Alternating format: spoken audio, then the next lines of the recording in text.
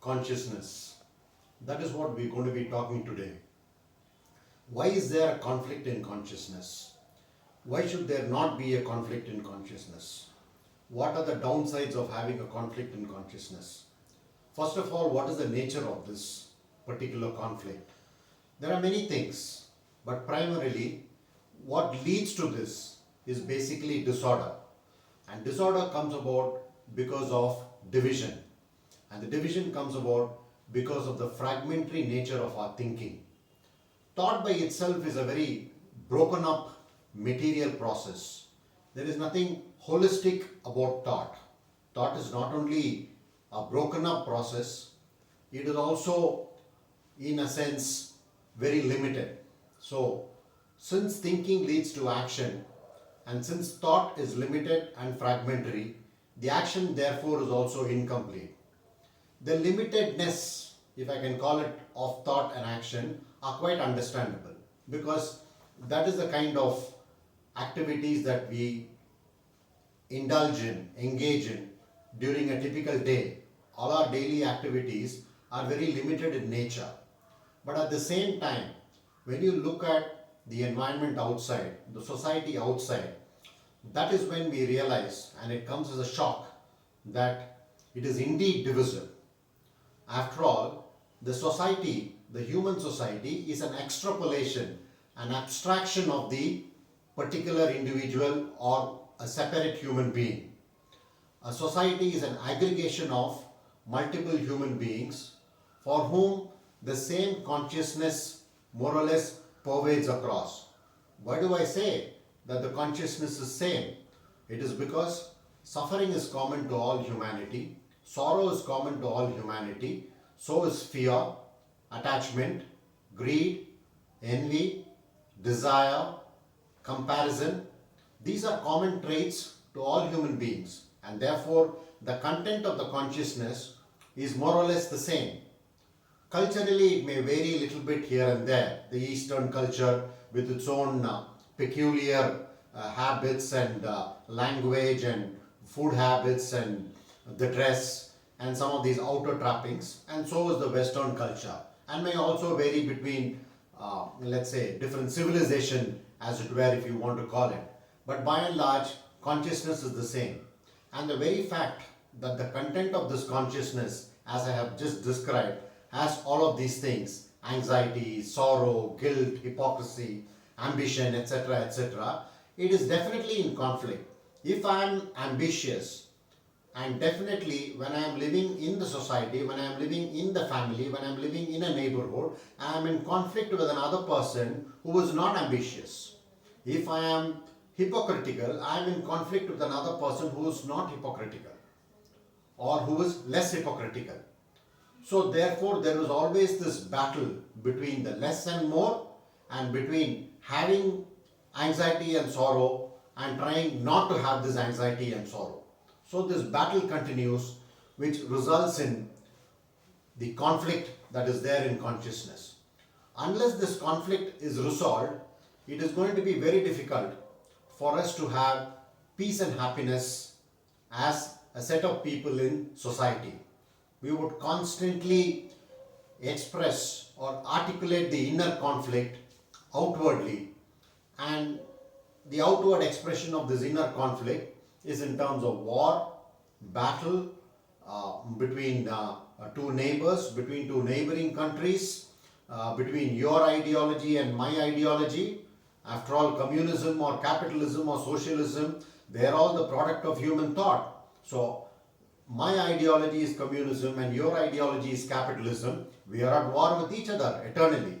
So, and therefore, all of this is going to result in division between human beings.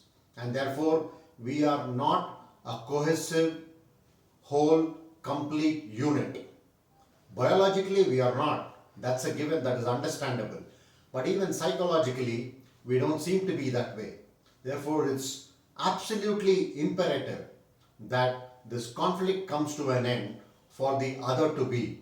What is this other or otherness? That will naturally spring when this ceases. When suffering ceases, love springs. When guilt ceases, when envy ceases, compassion springs. So for this other to be, this has to end.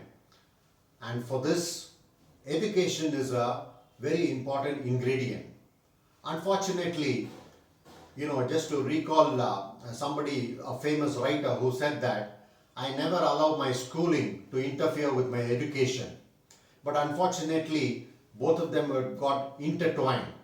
Education has become an accumulation of degrees so as to be able to get a job, to earn a salary, to buy a new car, and then get all the material comforts.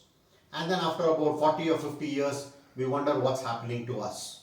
Why aren't we getting the kind of peace and happiness that we want?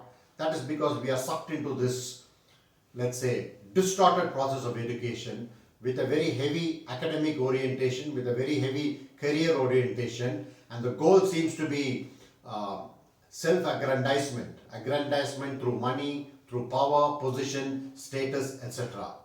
Education is very important, but not the kind of education that is inculcated today. Education in the real sense is the ability to be able to live in harmony with society, with nature. That's the real purpose of education. Unless otherwise one is able to live as a harmonious whole, you will always have this divisive tendency internally which manifests itself externally. And therefore, this becomes the seed of conflict and also becomes the seed for a transformative process, because education begins at a very young age when somebody is a child, 2 years or 3 years or 4 years. And therefore, the right type of education in a right kind of environment is absolutely important for conflict resolution, both in our consciousness and therefore outwardly in society. That will end our divisive approach to many things about life.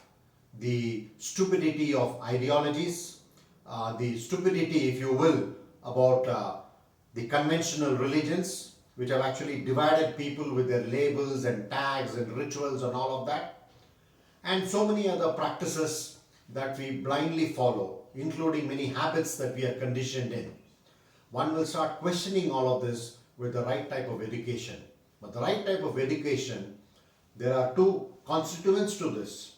One is the taught or the student, the other is the teacher or the master. So both are important to this process of transformation in order to have conflict resolution. So the teacher primarily should be able to be a person who is knowledgeable, agreed, in a particular subject, history or mathematics or chemistry or whatever. But when it comes to the psychological aspect or the psychological content of consciousness, about which I stated what the contents are, there the teacher is not very different from the student. The physical age of the teacher may be 10 or 15 years more than the student, or 20 or 30 years more than the student. But emotionally, mentally, psychologically, the content of consciousness is the same. So therefore, it requires tremendous honesty on the part of the teacher to be able to admit to the student that, look, my boy, you and I are sailing in the same boat when it comes to our emotional battles, to our emotional conflicts. I have had problems with my family at my home, and I have now come to teach you. You have had your own issues with your mother and father in terms of whatever, the fact that you're throwing tantrums for breakfast, or that you will study or won't study, that you will play or won't play, or whatever. So you've been at loggerheads with them. I've been at loggerheads with my family members. So we've carried the baggage and come here. So let me admit that there is the battle going on in my mind as much as the battle going on in your mind. So we are at the same level, on an even keel, and therefore we are going to discuss the subject of the resolution of the conflict of consciousness with the same intensity, with the same passion, at the same wavelength, at the same frequency, as two friends sitting in a park and discussing this subject, which is of utmost importance. The resolution of conflict does not mean that you fill one set of issues or concerns or ideas or ideologies or emotional problems with another set. You don't substitute guilt with hypocrisy. You don't substitute anxiety with sorrow. It's a complete emptying of the entire content of consciousness that is going to bring in the resolution of the conflict, and therefore plants the seed, as it were, for a transformative process. So the emptying of the entire content of consciousness is what will begin when education also begins.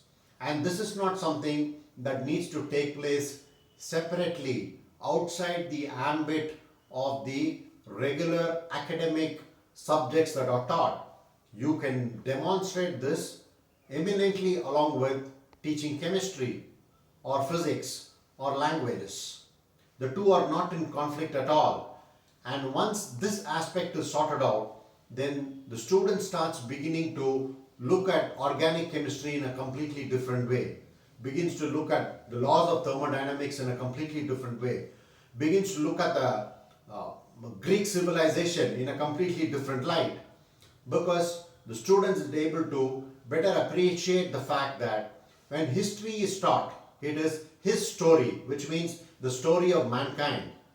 And the student and the teacher realize that they are themselves a slice of mankind. So when history is being taught, it's not the story of that king, it's not the story of the queen only. It's the story of themselves, it's the story of the entire mankind, of which these two are also representatives of. They are not different from mankind, because as I said, the content of consciousness is the same across all people, whether you're the prime minister, whether you're the beggar, whether you're a rich man, whether you're a poor man, whether you're a hungry man, whether you're a well-fed person, whether you come from an affluent Western society, or you come from a, let's say, poverty-stricken Oriental society, it's the same. And therefore, having appreciated or understood very clearly that the same thread of content pervades right through all human beings, it becomes paramount on the part of the teacher to be able to be some kind of a role model to the student. The student should be able to demonstrably see or witness that the teacher is on the way to resolution. The teacher has had an insight, a perception into this whole content of consciousness, and has begun more or less to drain the entire filth. And having been able to see that with his own eyes as a witness to what the teacher is demonstrating, the student is also able to undertake that journey. Therefore, as I said, transformation of consciousness can happen when the conflict resolution in consciousness happens. And conflict resolution essentially means not filling up one filth with another, but completely draining the content.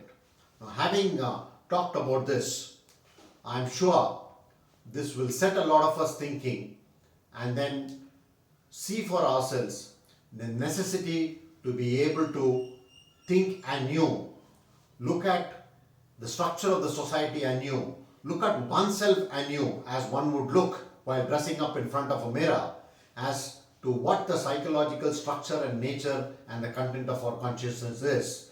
And having realized that it is not a baggage that one needs to carry, except the practical aspect of our daily living, one will immediately through perception want to empty this entire content.